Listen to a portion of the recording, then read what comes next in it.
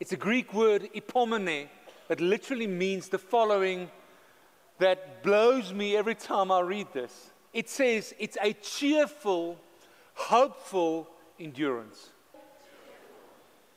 Do you ever feel cheerful when you are faced with pain?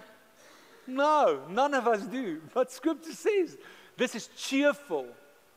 It is hopeful. It is also what we call a patient continuance. Patient continuance. Dis 'n geduldige, dis hoekom die Afrikaanse woord lydsaamheid vir hierdie woord ook in die ou vertaling vertaal is. Volharding is lydsaamheid. Jy ly, maar jy gaan vashou. Ek love it. Daar is soveel emosie in hierdie woord is. Dis nie net 'n passiewe kom ons kyk maar wat gebeur nie. Dis 'n grinding, dis 'n ons gaan nou vasbyt. Guts, grit.